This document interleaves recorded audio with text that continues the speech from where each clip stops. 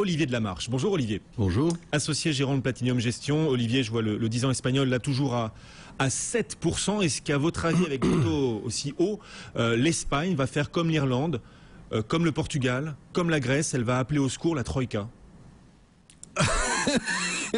Ah oui, ils peuvent appeler au secours la Troïka. S'ils l'appellent, ça y est, ils sont cuits. Hein. Je vous avais dit une fois, là où la Troïka passe, l'économie trépasse. Donc, souhaitons que la Troïka arrive le plus lentement possible en Espagne. Ça sera la fin de tout. Mais pourquoi vous dites ça, Olivier? Pourquoi vous dites ça? Parce que la Troïka imposerait de l'austérité encore plus de. Mais non, parce que la Troïka est composée d'incompétents notoires et qui n'ont jamais rien fait pour sortir un pays de là où il était. L'Irlande va mieux. L'Irlande va mieux. Oh, l'Irlande va super bien. Non, elle va mieux.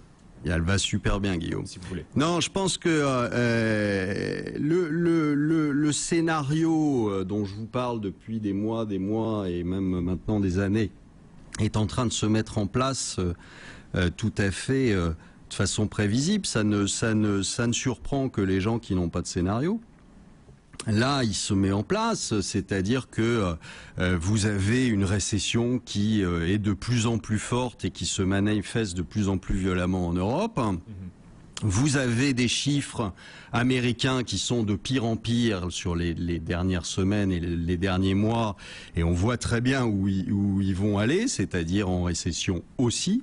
Vous avez le Japon, je vous ai dit plusieurs fois que c'était terminé et qu'il fallait oublier la moindre croissance et les moindres bonnes nouvelles au Japon.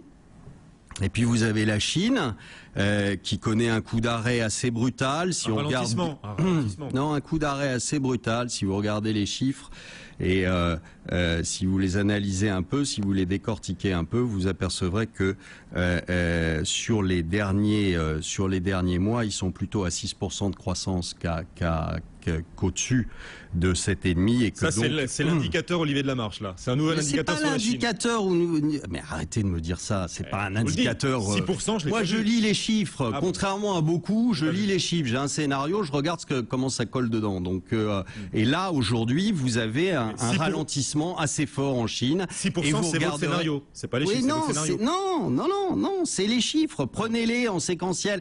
Arrêtez de prendre toujours ce que les crétins qui passent vous racontent en disant tout va bien et la croissance est bonne, etc. Réanalysez les chiffres, confrontez-les les uns aux autres, essayez de regarder ce qui se passe réellement dans l'économie et non pas ce qu'on veut bien vous balancer.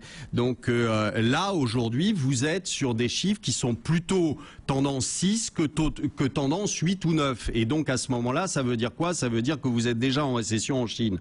Et ça pose un vrai problème. D'accord? Alors après, ils peuvent toujours vous balader en vous disant on va mettre 50 milliards dans le FMI ou on va mettre quelques milliards en Europe, qu'ils n'ont jamais d'ailleurs mis. Ils s'en sont bien gardés. Ils sont pas totalement idiots. Faut pas les prendre pour plus bêtes qu'ils ne sont. Et donc ils ne mettront pas un copec en Europe. Voilà. Donc les 43 milliards dont on parle ce matin, ils serviront pas à l'Europe. Essayez d'oublier, mais ça fait 2 ans qu'ils nous font le coup. Ça fait 2 ans qu'ils nous disent on va venir vous aider. Voilà, c'est chiffré. Vous les avez vus? 43 Non, mais vous les avez vus les milliards débarqués? Pour l'instant, on les a jamais vus. On fait un pas. Ils donnent un montant. On fait un pas. Écoutez. 2 ans. 2 ans pour faire un pas. Vous inquiétez pas, ils vont faire 2 pas en arrière dans pas longtemps. Donc ça va être réglé assez rapidement. Non, le scénario est parfaitement en place. Je trouve étonnant que des gens s'étonnent encore qu'il y a un ralentissement, que des gens s'étonnent encore qu'il y ait des profit warnings sur Danone et compagnie. Enfin, je veux dire, ils ont l'air toujours étonnés de s'apercevoir que oui, il y a des récessions, que oui, il y a des pays surendettés, que l'histoire du vote de dimanche, que ce soit en Grèce ou en France, n'a évidemment absolument rien réglé, et que on continue à nous balader avec des gentils communiqués.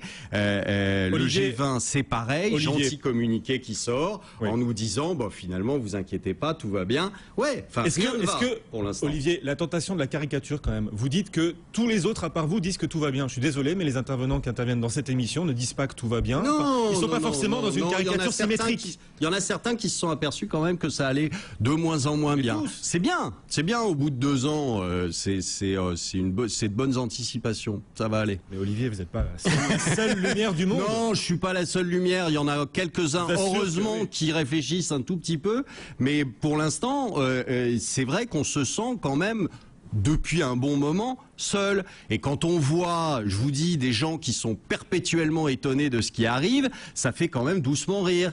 Parce que c'est pas quand même nouveau. Le ralentissement en Espagne, c'est pas d'hier. Les banques espagnoles, c'est pas d'hier non plus.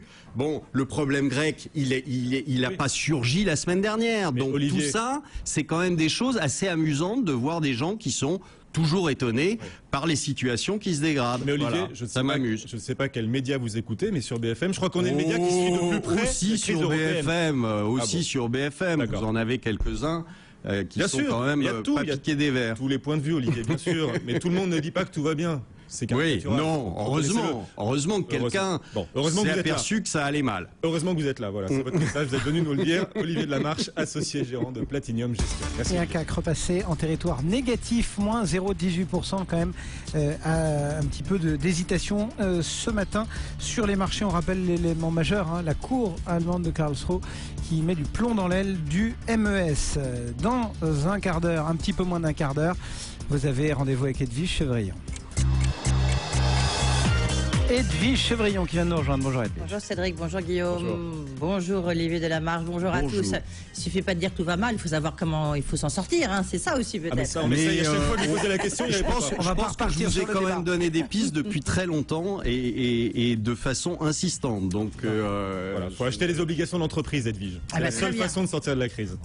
Non, c'est pas la seule façon de sortir de la crise, mais c'est la seule façon de se protéger de ce qui va arriver. Et bien justement, j'en parle dans le 12-15.